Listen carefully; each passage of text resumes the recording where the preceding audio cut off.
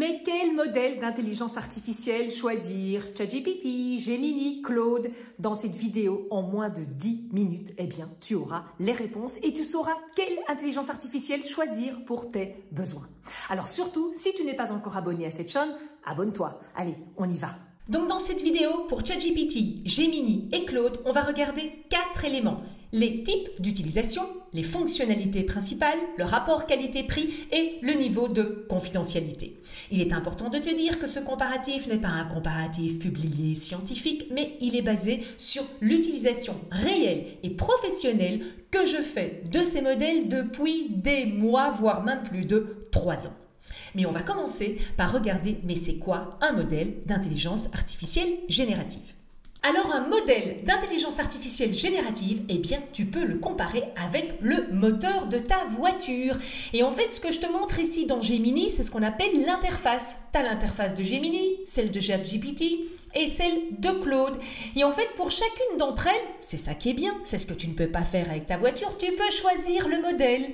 Et ici tu as plusieurs modèles. Sur ChatGPT, c'est ici que tu peux trouver et choisir les différents modèles, et sur Claude, tu peux les trouver ici. Donc, les interfaces, les voitures, les modèles, les moteurs pour les voitures. Tu as 2 types de modèles ou de moteurs. Tu as les modèles standards et tu as les modèles de raisonnement. Alors, les modèles de raisonnement, on en entend beaucoup parler depuis quelques mois. Et en fait, ce qu'ils te permettent de faire, c'est d'être moins contextuel dans la description de ta demande, dans la description de ton prompt. Alors j'ai dit moins contextuel, ça ne veut pas dire que tu ne dois plus mettre de contexte. D'ailleurs, bonus, j'ai développé un modèle de prompt pour les modèles de raisonnement. Il s'appelle le PPAC. En description de cette vidéo, tu peux aller le télécharger gratuitement. On commence par Gemini et le type d'utilisation pour lequel il est le meilleur, c'est l'analyse documentaire. Tous ces documents, ces publications, ces articles, des rédactions et des écrits que toi, tu as peut-être fait, eh bien, c'est Gemini qui a techniquement la plus grande mémoire que pour pouvoir analyser en détail tous ces documents. Alors, cette mémoire, elle dépend évidemment des versions payantes, gratuites. Elle dépend également du type de modèle. Mais d'une façon générale, Gemini, il peut analyser jusqu'à 1,5 million de mots, ce qui est énorme. ChatGPT, il peut aller jusque grand maximum pour la version payante, 120 000 mots. Donc 120 000, 1,5 million. C'est une grosse différence. Et Claude, il peut aller jusqu'à 156 000 mots, ce qui est aussi très important. Mais dès que tu lui donnes 3-4 documents, eh bien, que ce soit Claude ou que ce soit ChatGPT, ils n'arriveront plus à les lire. Claude, il va te le dire. Claude, il va te dire « Stop, j'arrive pas à les lire, ça déplace ma mémoire ». ChatGPT, il va pas te le dire et il va donc pas forcément te donner une analyse complète et détaillée. Alors, les fonctionnalités de Gemini, eh bien, il a une génération d'images qui est très performante avec Imagen 3 et en fait, je trouve que les images sont très réalistes, beaucoup plus réalistes qu'un ChatGPT par exemple. Claude ne génère pas d'images. Avec Gemini, tu as aussi les Custom Gems, l'équivalent des Custom GPT. Alors, je trouve que les Custom Gems sont un peu moins performants que les Custom GPT. Alors, évidemment, tu as toujours cette mémoire qui fait que tu peux lui mettre beaucoup plus d'informations, mais la version Custom GPT est beaucoup plus facile à utiliser. Elle permet également de partager des Custom GPT et d'avoir accès à une librairie de GPT, ce qui n'est pas encore le cas avec les Custom Gems de Gemini. Et Claude, il a des Claude Projects, donc il appelle ça des projets, qui sont l'équivalent des Custom Gems et des Custom GPT, qui sont relativement performants également. Alors, si tu as des questions tout au long de cette vidéo, mets-les en commentaire, je te promets, j'y réponds très rapidement. Avec Gemini, tu peux évidemment aller sur le web. Alors Gemini ira sur Google parce que Gemini appartient à Google, contrairement à ChatGPT qui ira sur Bing. Au niveau Gemini et son rapport qualité-prix, donc Gemini c'est à peu près 20 $ par mois, même prix en fait que ChatGPT et que Claude à peu près, Claude il est à 18 € par mois. Par contre Gemini est vraiment le rapport qualité-prix le plus important.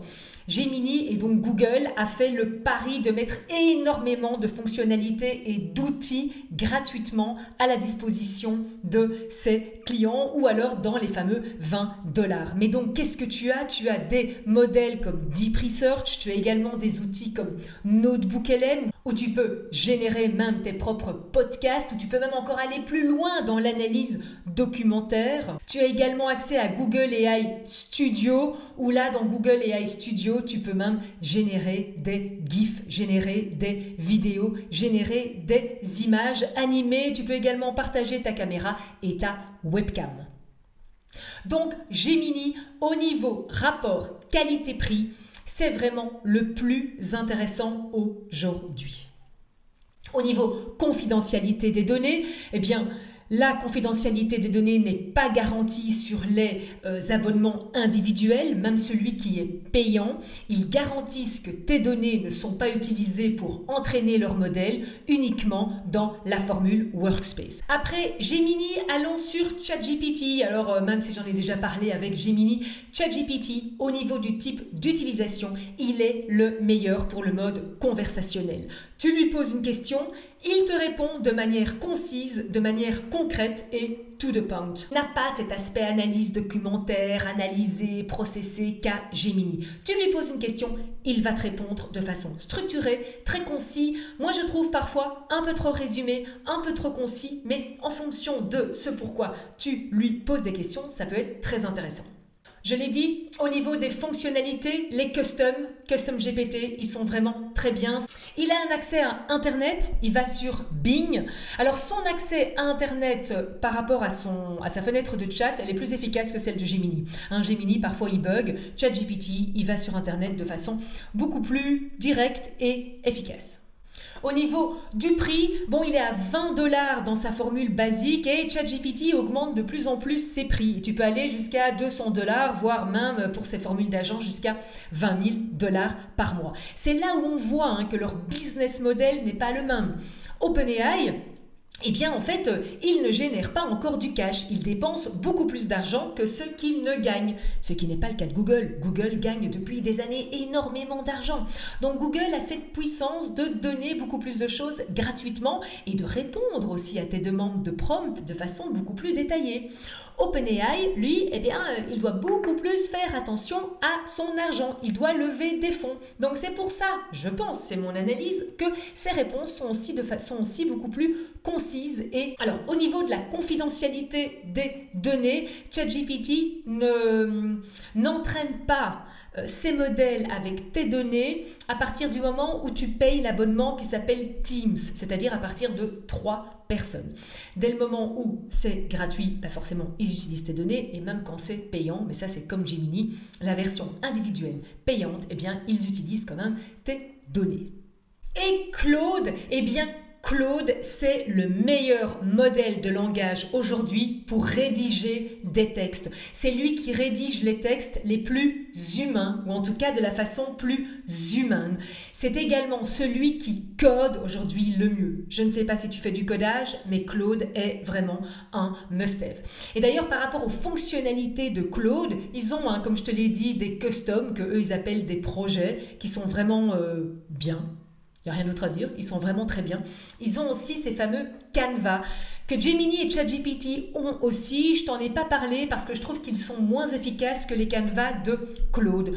Les Canva, c'est quand il rédige quelque chose pour toi, eh bien il ouvre une fenêtre à côté et il te montre ce qu'il a fait. Et en fonction des questions que tu lui poses pour affiner cette version, il va te la versionner et il va en direct te l'éditer. Les versions Canva de Claude, je trouve, sont vraiment plus avancées, plus intéressantes. Je te le dis, Claude, c'est vraiment pour la rédaction de façon les plus humaines. Et pour être tout à fait complète, eh bien, les canevas chez Claude, ils s'appellent les artifacts. J'ai d'ailleurs fait une vidéo spécifique sur Claude qui s'appelle « Pourquoi est-ce que j'ai délégué 50% de mes tâches à Claude ?» Je te conseille d'aller voir la vidéo. Le détail est en description. Et au niveau du prix, eh bien, il est également à 18 $. Donc de ce côté-là, ils sont OK. Pas d'accès Internet, je te l'ai déjà dit, en tout cas pas encore. J'imagine que ça va venir.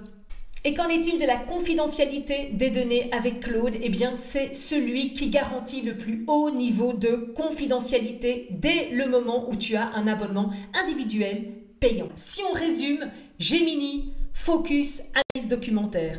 ChatGPT, c'est vraiment le focus sur la conversation et les réponses concises, complètes et to the point.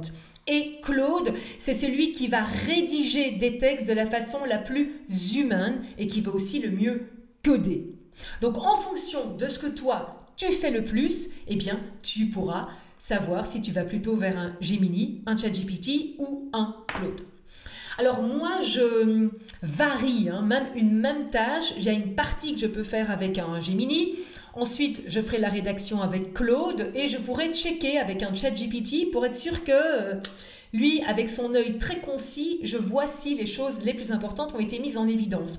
Si toi, tu n'as pas envie d'aller ou de jouer entre 3 modèles différents, je te conseille de prendre ChatGPT. ChatGPT reste encore aujourd'hui celui qui est le plus multimodal et qui a les performances moyennes les meilleures pour tout un certain nombre de tâches. Alors si tu as appris quelque chose avec cette vidéo, si tu l'as aimée, s'il te plaît, like-la ou abonne-toi à ma chaîne. C'est vraiment quelque chose qui m'aide beaucoup dans la continuation de ces vidéos sur YouTube. Merci beaucoup. Ciao, ciao.